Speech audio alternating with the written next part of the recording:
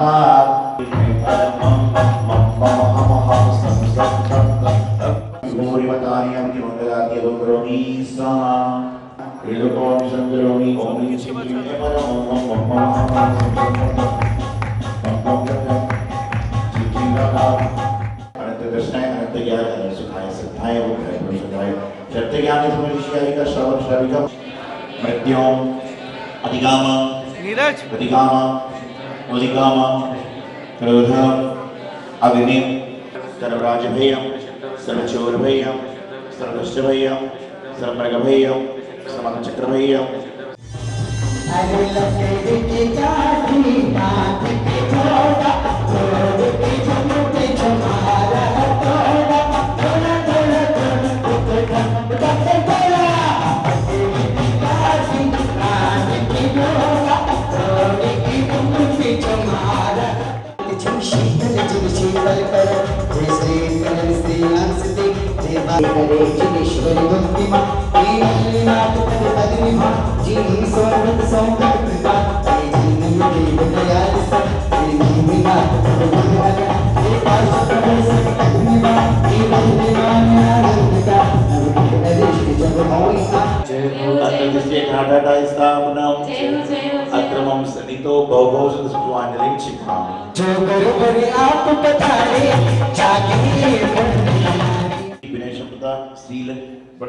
अभिषेक ज्ञानोपयोग शक्ति त्याग शक्ति सप्ताह साधु समाधि वर्त भक्ति आचार भक्ति बहुत मुक्ति प्रचुर मुक्ति अवसर परियाणी मार्ग प्रभावना प्रचुर मासे भी सोडस करने वो जन्म ग्राम विनाशनाय जन्म निर्वामरी फले आठो द्रव्य चढ़ाई ध्यान ते वर्त करो मन काय पर ये सब पर का होने वाली वामनी ओम गणपति होने वाली वामनी ओम अभिषेक ज्ञानोपयोग होने वाली वामनी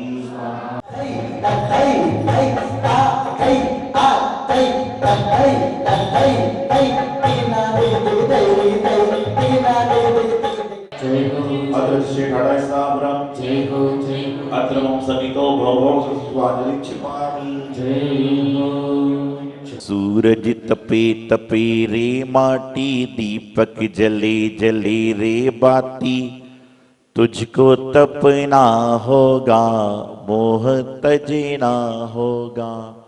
अभी भजन कब से सुनते आ रहे हैं कि सूरज तपे रे माटी तुझको तपना होगा। तप को यदि उल्टा कर देते हैं, तप को यदि उल्टा कर दें तो क्या बनता है? पत बन जाता है। तो जीवन में जो व्यक्ति तप करता है उसके जीवन का कल्याण अपने आप हो जाया करता है। आज वर्तमान में लोग कई तरह से तप करते हैं। एक कुतप होता है और एक सुतप होता है। तप से लोगों ने मान रखा है कि भोजन का त्याग करना ही तप है। भोजन का त्याग करना भी तप है, लेकिन भोजन के त्याग करने के साथ में भजन भी करना ये सुतप है। क्या है? भोजन का त्याग करना ये भी तप है, लेकिन भोजन के साथ में भजन भी करना ये सुतप है। यहां पर मैं कहूं कि नियम ले लो कि 3 घंटे तक बोलोगे नहीं, तो लोग कहते महाराज जी खाए बिना रह सकता हूं, लेकिन बोले बिना नहीं रह सकता हूं। और घर में यदि पति पत्नी का झगड़ा हो जाए तो 2-4 दिन निकल जाते हैं, मुंह से आवाज ही नहीं आती है। क्षमता है, लेकिन क्षमता का उपयोग गलत जगह हो रहा है। मैं हमेशा एक बात कहता हूं कि आप चाहे बाहर लड़ के अपनी एनर्जी को समाप्त कर लो, चाहे मंदिर में आके प्रभु का गुणगान करके अपनी एनर्जी को बढ़ा लो, चाहे आप अपनी जिह्वा से लोगों को गीत गाकर सुनाओ, चाहे आप अपनी जिह्वा से लोगों को गाली देकर सुनाओ, जिह्वा वही काम करेगी। तप क्या है? तप यह नहीं है कि आप एक टांग पर खड़े होकर सामयिक करने लग जाओ, ये भी तप है। लेकिन तप ये कहता है कि एक टांग पर खड़े होकर सामयिक कर रहे हो और उस समय कोई जीव निकल रहा है तो उसके ऊपर भी ध्यान देना कि उसका कोई घात ना हो जाए, तो ये आपका सुतप की श्रेणी में आता है। लेकिन हम लोग क्या कर रहे हैं? मंदिर में बोले महाराज जी ने कहा है कि खड़गासन लगाकर बैठना है, खड़गासन लगाकर जाप करना है, पद्मासन लगाकर बैठना है। आप ऐसी जगह खड़े होते हो कि पीछे वाला आदमी कह रहा है यार ये कब हटे हो मैं जाप करूं, पीछे वाला। तो ऐसा नहीं है। आप तप करने के लिए एकांत देखिए, जीव रहित स्थान देखिए। आज लोगों ने भोजन को तप मान लिया है, भोजन भी तप है। एक व्यक्ति मेरे पास में आया, कहने लगा महाराज जी जैन धर्म में आत्मा आत्मा की बात की जाती है, तो जब आत्मा को शुद्ध करना है तो शरीर को कष्ट क्यों दिया जाता है? आप इतने व्रती हैं, उपवास कर रहे हैं, एकासन कर रहे हैं, आप क्यों कर रहे हैं? क्योंकि आपको अपनी आत्मा को अंजन से निरंजन बनाना है। लेकिन आत्मा को जब अंजन से निरंजन बनाना है तो आपको उपवास करना जरूरी क्यों है? शरीर को तकलीफ देना क्यों है? तो प्रश्न विचित्र था। और आज के समय में लोग ऐसे ऐसे प्रश्न लेकर आते हैं जिसका जवाब देना जरूरी भी होता है, लेकिन सोचता हूं दे कौन सा प्रश्न का जवाब दूं। तो मैंने समझाया कि भाई आत्मा तपेगी उसके बल से नहीं। बोले ऐसे हमारा समझ में नहीं आती बात। तो मैंने कहा उससे आपने घर में कभी दूध गर्म किया है? कुंवारा था वो। बोले हॉस्टल में करता था। तो मैंने कहा जब दूध गर्म करती हो तो पहले क्या गर्म होता है? जब दूध गर्म करने जाते हो तो सबसे पहले क्या गर्म होता है? तपेली गर्म होगी और उसके बाद में दूध गर्म होगा। तो उसी प्रकार से जब आत्मा को शुद्ध करना है तो पहले शरीर को शुद्ध करना पड़ेगा, जब जाकर आत्मा शुद्ध हो पाएगी। आत्मा तपेगी कब? जब शरीर तपेगा, और शरीर तपेगा ही नहीं तो आत्मा कैसे तप जाएगी? और मैं हमेशा एक बात कहता हूं कि जो इंसान अपने घर में अच्छी तरह से नहीं बैठ सकता, वो मंदिर में तो कभी अच्छी तरह से बैठ ही नहीं सकता। लेकिन लोग क्या कर रहे हैं आजकल? सुतप होता है, कुतप होता है। सुतप और कुतप में क्या अंतर होता है? तो कहते हैं पानी की बूंद है, पानी की बूंद बराबर गिरती है, लेकिन यदि वह नाक के मुंह में चली जाए तो जहर बन जाती है, और सीप के मुंह में चली जाए तो मोती बन जाती है। पानी की बूंद यही होती है। इसी प्रकार से तप होता है। हम लोग अयोध्या गए थे गुरुजी के साथ में, सन 2000 में दीक्षा के बाद तुरंत। और अयोध्या में जब विचरण कर रहे थे तो मैंने एक बाबा जी देखे झूले लाल। कौन से थे? झूले लाल। कहते थे कि वह झूले पे ही खड़े हैं, सालों से खड़े हैं। तो साथ के लोग बोले महाराज कितनी तपस्या है, झूले पे ही खड़ा है आदमी। थोड़ी देर बाद जब वहां से हम लोग चल रहे थे, उन्होंने जेब में हाथ डाला, एक बीड़ी निकाली और सिलगाने लगे। झूले पे खड़ा होकर तप कर रहा है, लेकिन बीड़ी पी रहा है, तो ये तप की श्रेणी में नहीं है। ये क्या है? कुतप की श्रेणी में। मैं हमेशा एक बात कहता हूं कि आप तप करने जा रहे हो तो सीप के मोती की तरह बने कि पानी की बूंद सीप के मोती पे गिरती है तो क्या होता है? वह सुतप की श्रेणी में आती है और मोती बन जाती है। और पानी की बूंद जब नाक के उसमें गिरती है तो क्या होता है? जहर बन। आज आप सभी लोग जो शिवरार्थी हैं निश्चित रूप से ये भी तो तप कर रहे हैं।